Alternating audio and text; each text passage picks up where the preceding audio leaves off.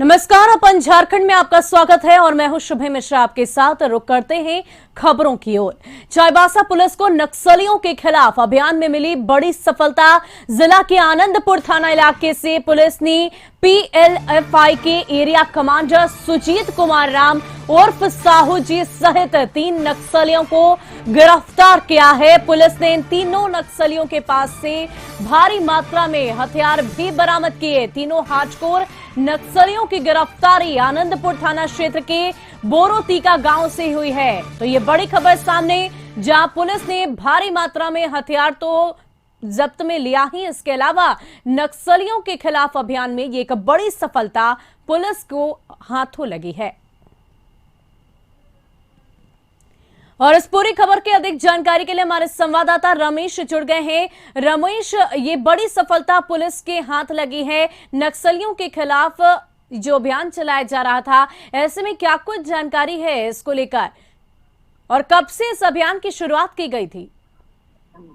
ये अभियान जो हमारे मुख्य जो नक्सली है, जो पीएलएफआई का जो एरिया कमांडर है, 2 लाख इनामी नक्सली सुजीत कुमार राम उर्फ साहू जी, इसके खिलाफ पुलिस पिछले 6 महीना से इसको पकड़ने के लिए रणनीति बना रही थी। सुजीत कुमार उर्फ साहू जी के खिलाफ 6 थानों में मामला दर्ज था। मनोहरपुर, आनंदपुर, गुदड़ी, बंदगांव, मनोहरपुर के अलावा उड़ीसा का बगल बिजरा थाना में मामला इनके खिलाफ दर्ज था। तो 6 महीने से इनको पुलिस रणनीति बना रही थी साहू जी को गिरफ्तार करने को लेकर, जिसमें पुलिस को भारी सफलता मिली। यही ने इनकी गिरफ्तारी के साथ साथ मैंने भारी मात्रा में हथियार भी बरामद हुआ है। क्या ये नक्सली ये हथियार बनाने की भी फैक्ट्री खोल रखी थी इन्होंने? क्या इसके तहत भी कोई कार्य किया जा रहा था? फैक्ट्री तो नहीं मिली है, लेकिन इनके पास जो असला टीम के जो हथियार एक जगह रखे हुए थे, वो पूरा हथियार जो न, उसमें 6 राइफल है, पिस्टल है, गोलियां हैं, तो और 3 वाकी टॉकी, ये सारे जो मैंने जखीरा जो ना हथियार की जखीरा पकड़ी गई है।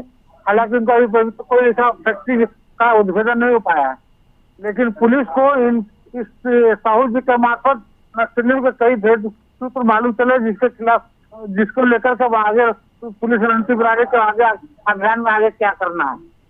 तो बहुत बहुत शुक्रिया हमारे साथ जुड़ने के लिए और तमाम जानकारियों के लिए।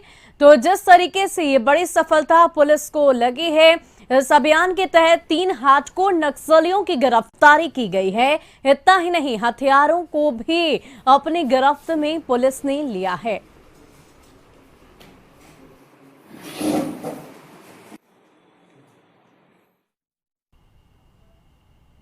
और रांची में चारा घोटाला मामले में आज भी सुनवाई हो रही है। ये सुनवाई डोरंडा कोषागार से अवैध निकासी के मामले में हो रही है। दरअसल ये सुनवाई सीबीआई कोर्ट में इस मामले के आरोपियों की तरफ से हो रही है। इस मामले में आरजेडी सुप्रीमो लालू प्रसाद सहित कुल 108 आरोपी बनाए गए हैं। बता दें कि ये मामला दुमका कोषागार से कुल 139 करोड़ और 35 लाख की अवैध निकासी का है। तो बता दें कि सीबीआई की तरफ से अदालत में आरोपियों की तरफ से आज बहस होगी। चारा घोटाले के 4 मामलों में सबसे बड़ा ये मामला है डोरंडा कोषागार मामला, जिसमें 139 करोड़ 35 लाख के अवैध निकासी का ये मामला बताया जाता है। सीबीआई कोर्ट की इस मामले के आरोपियों की तरफ से आज बहस हो रही है। बता दें कि आरजेडी सुप्रीमो लालू प्रसाद यादव, बिहार के पूर्व मुख्यमंत्री सहित कुल 108 आरोपी इसके बनाए गए हैं। और बताया ये भी जा रहा है कि जिस तरीके से लगातार ट्रायल तमाम 108 आरोपियों को फेस करना पड़ रहा है, ऐसे में आरजेडी सुप्रीमो लालू प्रसाद यादव की अगर बात की जाए तो 15 से लेकर 20 सितंबर के बीच में उनकी सुनवाई की तारीख मुकर्रर की जा सकती है।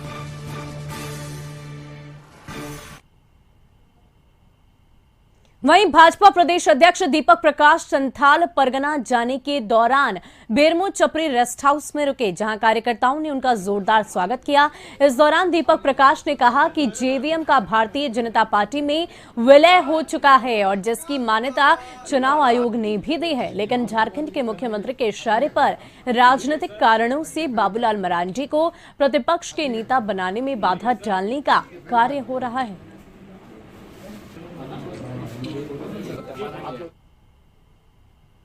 भारतीय जनता पार्टी में हो चुकी है और इसकी मान्यता चुनाव आयोग, जो लोकतांत्रिक संस्था माना जाता है, संवैधानिक संस्था माना जाता है, उसके द्वारा स्वीकृति भी प्रदान की गई है। लेकिन मुख्यमंत्री के इशारे पर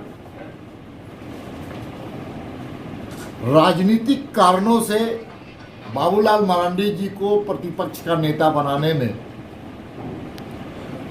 बाधा डालने का कुछ काम हो रहा है। झारखंड की जनता जानती है कौन ऐसे चेहरे हैं, कौन ऐसे लोग हैं जो बाबूलाल मरांडी को प्रतिपक्ष का नेता बनाने में बाधा। रांची के काके थाना इलाके के बोडिया में गोली चलने की घटना में एक युवक की मौत हो गई।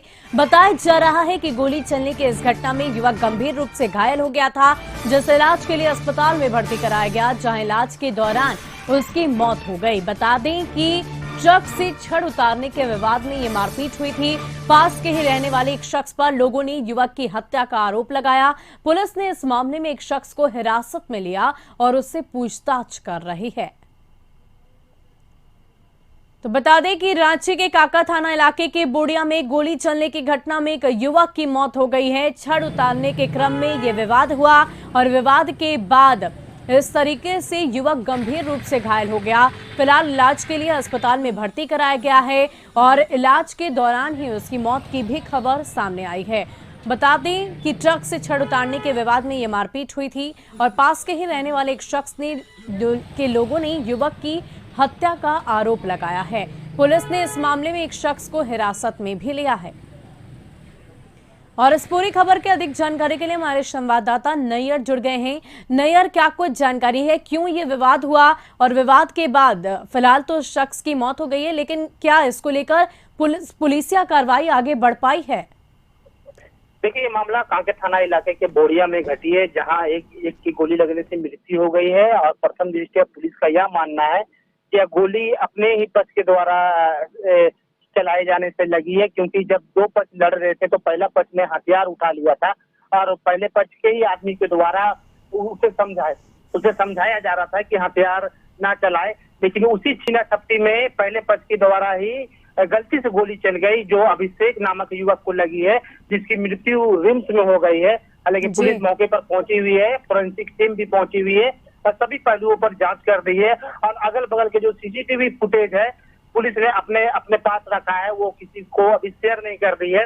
लेकिन उस सीसीटीवी फुटेज देखने के बाद पुलिस का मानना है कि एक पक्ष के द्वारा जो हथियार निकाला गया था दूसरे पक्ष को डराने के लिए, तो पहले पक्ष के द्वारा जो कुछ बुद्धिजीवी लोग थे वो हथियार ना निकालने की बात कर रहे थे और हथियार उसे लूट रहे थे, यानी कि छीन रहे थे। उसी दरमियान गलती से गोली चल गई, यानी कि कह सकते हैं कि जिस व्यक्ति ने हथियार निकाला उसे ही गोली लग गई, जिससे मृत्यु उसकी रिम्स में हो गई है। लेकिन पुलिस परिजनों का भी बयान ले रही है। अब बयान लेने के बाद पुलिस एफआईआर भी दर्ज करेगी। हालांकि प्रथम दृष्टया जो जिससे गोली चली है वो लाइसेंसी बंदूक होने की बात पुलिस कर रही है और उसके जो परिजन है और उसके जो लोग हैं इससे मालूम कर रही है। और जो मालूम हुआ है उसमें यह मालूम चल रहा है कि साला बहनोई का जो लोग रिश्ता है उसमें साला से ही गोली चली है बहनोई को बचाने के क्रम में, क्योंकि बहनोई को बोला जा रहा था कि आप हथियार ना निकाले, तो इसीलिए पुलिस इसे दूसरे पक्ष के द्वारा गोली ना चलाने की बात कहकर पहले पक्ष के द्वारा गलती से गोली चली जाने की बात कर रही है। जी, बहुत बहुत शुक्रिया नैयर हमारे साथ जुड़ने के लिए और इन तमाम जानकारियों के लिए। तो गलती से ही सही, लेकिन एक व्यक्ति की जान चली गई है और इस मामले की छानबीन में पुलिस जुटी हुई है। फिलहाल सीसीटीवी फुटेज को खंगाला जा रहा है और खंगालने के बाद आगे की जो कुछ भी कार्रवाई होगी वो संपूर्ण रूप से पूरी की जाएगी।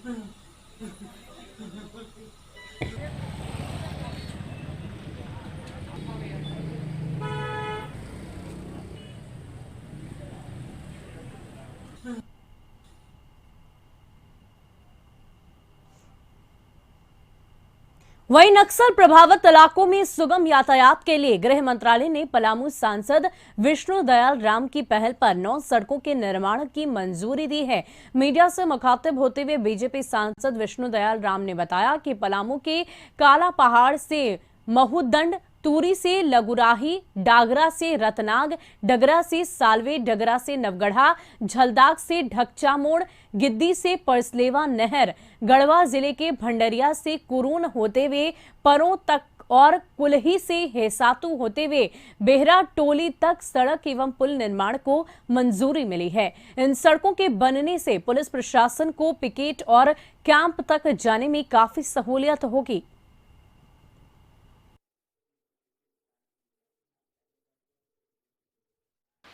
बहुत महत्वपूर्ण उपलब्धि है। काला पहाड़ से महुदंड का जो क्षेत्र है वो हमेशा से नक्सलियों से आक्रांत क्षेत्र रहा है। इस क्षेत्र के अंतर्गत जो करीब करीब 12 गांव आते हैं, वे सारे गांव इस सड़क से के बन जाने से सड़क मार्ग से जुड़ जाएंगे। तो ऐसी परिस्थिति में उन गांवों में रहने वाले व्यक्तियों का जीवन निश्चित रूप से ज़्यादा सुखमय होगा और उनको आवागमन में जो कठिनाई हो रही थी, अन्य क्षेत्र के लोगों से संपर्क स्थापित करने में जो कठिनाई हो रही थी, वे कठिनाइयाँ इन सड़कों के बन जाने से दूर होंगी। रांची में राज्य के सबसे बड़े अस्पताल रिम्स में अब ऑर्गन ट्रांसप्लांट की सुविधा शुरू होगी। इसके साथ ही रिम्स देश का 12वां ऑर्गन ट्रांसप्लांट केंद्र बन जाएगा। रिम्स के निदेशक डॉक्टर कामेश्वर प्रसाद ने इस संबंध में जानकारी दी। उन्होंने बताया कि कोरोना के कारण मानव के कई अंग प्रभावित हुए, जिसकी वजह से मल्टी ऑर्गन फेल्योर की समस्या मरीजों में लगातार देखी जा रही है। इस समस्या से निजात पाने के लिए अंगदान ही एकमात्र उपाय है। इस मौके पर उन्होंने कहा कि खराब अंग रिप्लेस किया जा सकता है और इंसान के दान किए गए अंग से मरीज का इलाज किया जा सकता है। इसके लिए जरूरी है कि ज्यादा से ज्यादा लोग अंग दान करें ताकि वो किसी और के काम आ सके। देवघर एम्स में अपने मरीजों को दिखाने के लिए रोजाना लंबी कतार लग रही है। वहीं शनिवार की सुबह कतार में अपने परिचितों को लाइन में लगाने के लिए 2 सिक्योरिटी गार्ड के बीच मारपीट की नौबत आ गई, जिसका वीडियो वायरल हो रहा है।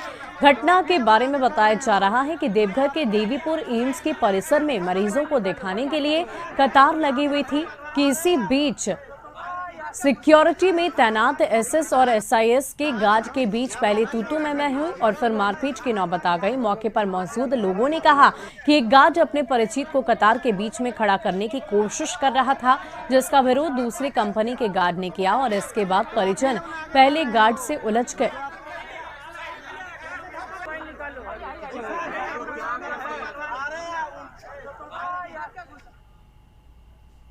बोकारो के NH 23 पर पेटरवार के पास एक अनियंत्रित ट्रेलर ने टेम्पो में जोरदार टक्कर मार दी। इस घटना में एक बच्चा समेत 5 लोग बुरी तरह घायल हो गए। घायलों में 3 की हालत गंभीर बताई जा रही है, जिन्हें इलाज के लिए रिम्स भेजा गया है। बता दें कि घटना में टेम्पो समेत 2 बाइक भी क्षतिग्रस्त हो गए। दोनों बाइक घटना के वक्त सड़क किनारे खड़े थे।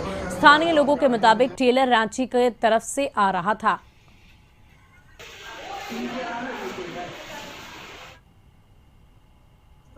इधर से ही लोग जा रहा था टेम्पो में, उसमें है पेटरवार पर, मैंने जरुआ टाण से पेटरवार जा रहा था, भाड़ा वाला है।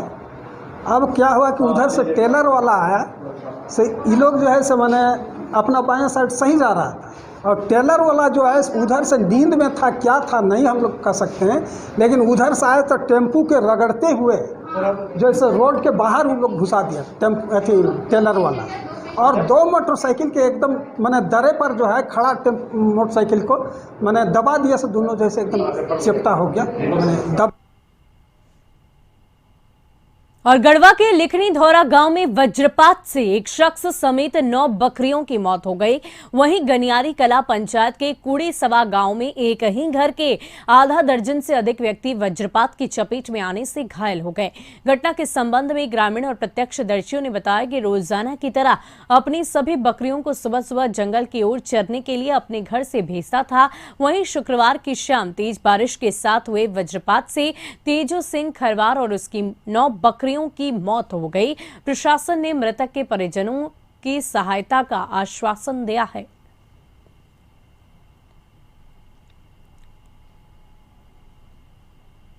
सीसीएल बोकारो एंड करगली प्रक्षेत्र में टेंडर को लेकर हुआ विवाद थमता नजर नहीं आ रहा। अब इस विवाद में झारखंड मुक्ति मोर्चा के एक नेता का नाम सामने आया है।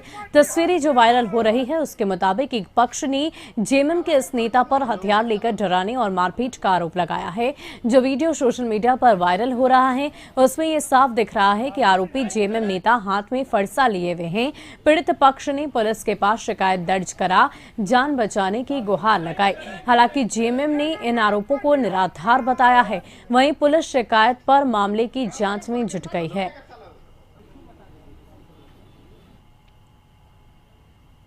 मामला ये है कि उनका एक सीसीएल का टेंडर था, उसमें हमारा एक पेपर गिरा।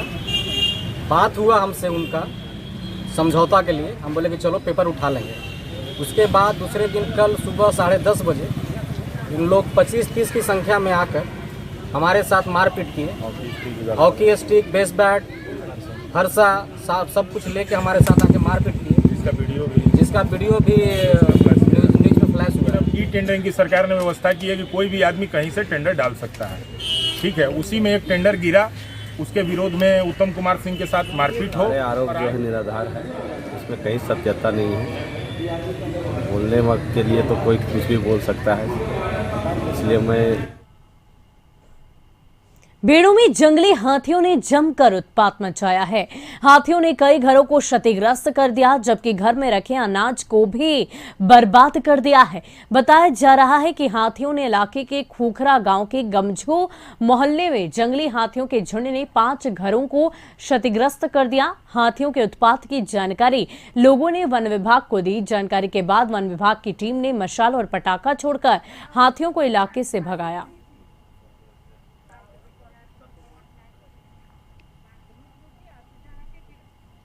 सीधा आके फिर यहाँ से रुकिएगा फिर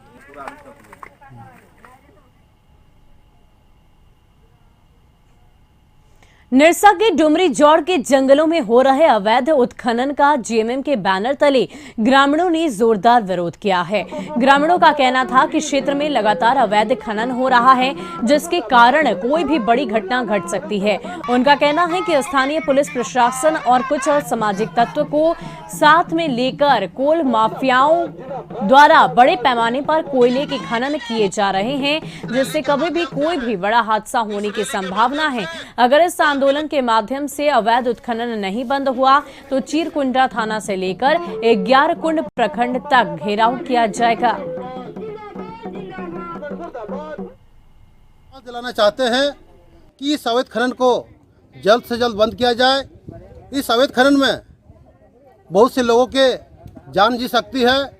जिस प्रकार से इस अवैध खनन में प्रत्येक दिन कोयला के बड़ा माफियाओं द्वारा सिंडिकेट के माध्यम से जो काम किया जा रहा है, अगर इस पर बंद नहीं किया गया तो आने वाला समय हम लोगों के गरीब गुरुआ बच्चे, खास करके आदिवासी लोगों का बच्चा के ऊपर खतरा का बादल मंडरा रहा है। भविष्य में भी इस डुमरी जोड़ गांव के निवासी स्वर्गीय सनातन हंसदा का घर भी गोप के तहत घुस गया था, और आने वाला समय में अगर इसी तरह बृहद पैमाने से अगर यह व्यवसाय चला तो पूरे डुमरी जोड़ एक गोप के तहत घुस जाएगा। और एक बोकारो के जरेडी थाना इलाके से एक शख्स का शव बरामद किया गया है। बताया जा रहा है कि लोगों ने शव को तालाब में तैरता हुआ देखा और इसकी सूचना पुलिस को दी। फिलहाल पुलिस ने मामले की जांच शुरू कर दी है और पता लगाने की कोशिश की जा रही है कि युवक की हत्या हुई है या फिर उसने खुदकुशी की है।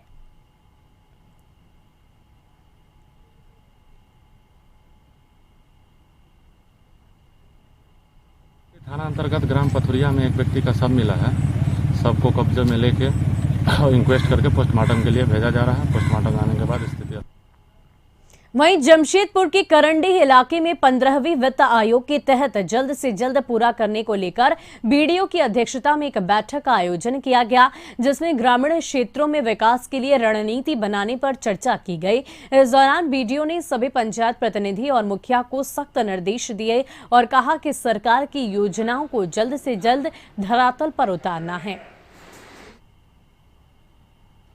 इसमें 15वें वित्त आयोग के योजनाओं का समीक्षा किया गया और उसमें प्रगति के लिए मुखिया और पंचायत सचिव के साथ साथ निर्देश दिया गया इन लोगों को कि चुनाव की आसन्न है और अनेक योजना लंबित हैं, इसीलिए इनको त्वरित गति से इन पे कार्य करते हुए इनको पूरा किया जाए। मुखिया लोगों पर भी कुछ प्रॉब्लम था, उसको भी सुना गया कि कार्य में यदि विलम्ब होता है तो फाइल में देरी या फिर पेमेंट में देरी, इन सारी चीज़ों को एड्रेस किया गया। यही सभी लोगों को निर्देश दिया गया कि जल्द से जल्द सभी कागजी कार्रवाई को पूरा करते हुए योजनाओं का भुगतान इसमें से। धनबाद में डकैती की बड़ी घटना के बीच पुलिस ने अपनी तफ्तीश शुरू कर दी है। घटना के बाद पुलिस ने डकैतों की गिरफ्तारी को लेकर स्नीफर कुत्तों का सहारा लिया है। हालांकि इन कुत्तों की मदद से पुलिस को कोई ठोस सुराग अभी तक नहीं मिल पाया।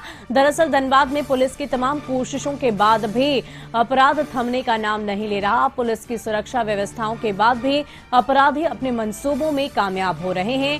ताजा मामला शहर के हीरापुर इलाके का है, जहां डकैतों ने एक अपार्टमेंट में 2 घरों को निशाना बनाया और लाखों की डकैती की घटना को अंजाम दिया। बताया जा रहा है कि 6 से 7 की तादाद में आए डकैतों ने घटना को अंजाम दिया। डकैतों ने इस दौरान अपार्टमेंट के गार्ड को बंधक बना लिया और फिर अपने मंसूबों को अंजाम दिया। जाने के दौरान डकैत बेसमेंट में लगी 3 बाइक को भी अपने साथ ले गए। हालांकि पुलिस ने बाद में जांच के दौरान तीनों बाइक को बरामद कर लिया है।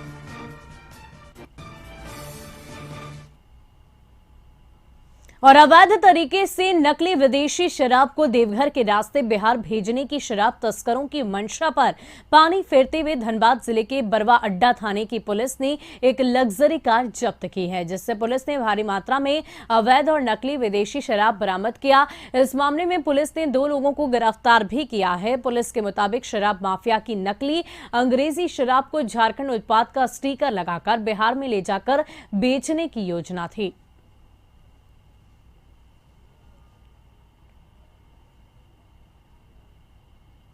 वहीं बेड़ो के इटकी थाना इलाके में एक मेडिकल स्टोर के संचालक के गलत इलाज के बाद बच्चे की मौत के आरोप में पुलिस ने 3 लोगों को गिरफ्तार किया है। गिरफ्तार लोगों में मेडिकल स्टोर का संचालक और उसके सहयोगी शामिल हैं। बताया जा रहा है कि महुआ टोली निवासी बच्चे की 2 सितंबर को तबियत खराब हो गई। उससे मेडिकल स्टोर ले जाया गया, जहां दवाइयां उपलब्ध कराई गई और दवाइयां खाने के बाद बच्चे की तबियत और खराब हुई और उसके बाद उसकी मौत हो गई।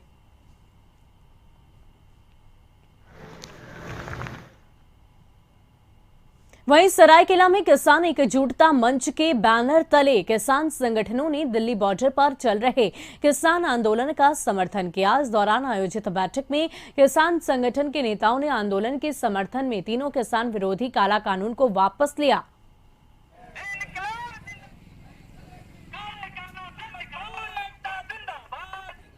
केंद्र सरकार के तीनों जो कानून है, केंद्र सरकार के तीनों जो किसान विरोधी मजदूर विरोधी कानून है, उस कानून को रद्द करने के लिए आज के दिन में प्रदर्शन है। और जामताड़ा में भारतीय रेलवे 2 आरोपी बना रही है। एक बोदमा में बनकर तैयार है जो उद्घाटन की बाट जो रहा है। वैसे तो आरोपी बनाने का मकसद लोगों को सुविधाएं देना है, लेकिन जामताड़ा में फिलहाल इन 2 आरोपी के निर्माण से लोग खास परेशान हैं।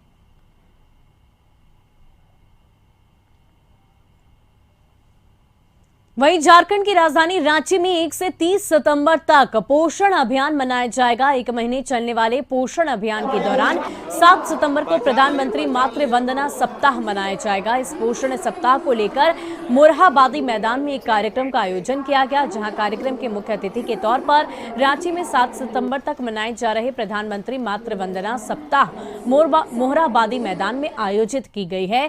कार्यक्रम राज्य की महिला बाल विकास और सामाजिक सुरक्षा मंत्री जोबा मांझी के दौरान मुख्य अतिथि के तौर पर वो भी शामिल हुई। इस पोषण सप्ताह का मकसद राज्य में बच्चों में कुपोषण को दूर करना है।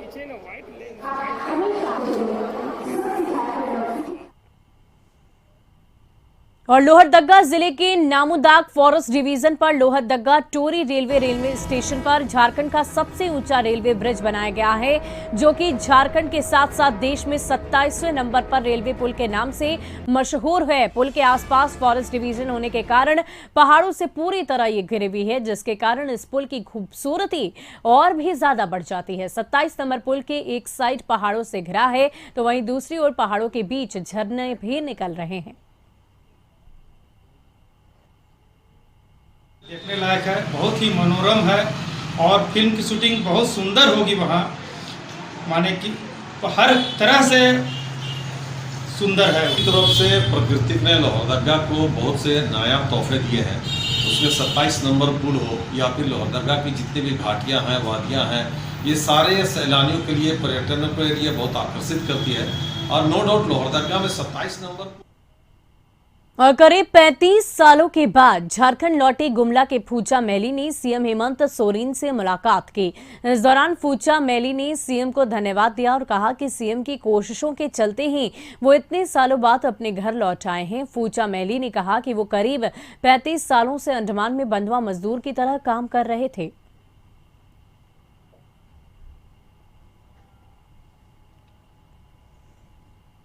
वहीं रांची में पहाड़ी मंदिर दुकानदार संघ की तरफ से पहाड़ी मंदिर और दूसरे धार्मिक स्थलों को खुलवाने की मांग को लेकर मंदिर के मेन गेट पर 1 दिवसीय धरना और उपवास का कार्यक्रम का आयोजन किया गया, जिसमें रांची शहर के अलग अलग धार्मिक एवं सामाजिक संगठनों के लोग शामिल हुए। धरने पर बैठे लोगों का मानना है कि सरकार ने जब रेस्टोरेंट और होटलों को खोलने की अनुमति दी है तो धार्मिक स्थलों को क्यों नहीं खोला जा रहा है।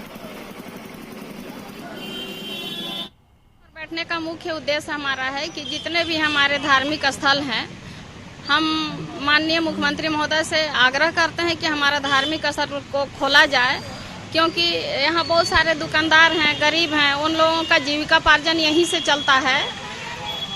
और जिस तरह से मॉल खोला गया है, रेस्टोरेंट खोला गया है, उसी तरह। और फिलहाल के लिए इस बुलेटिन में इतना ही। हमें दीजिए इजाजत। बिहार झारखंड की तमाम खबरों के लिए देखते रहिए कशिश न्यूज। नमस्कार।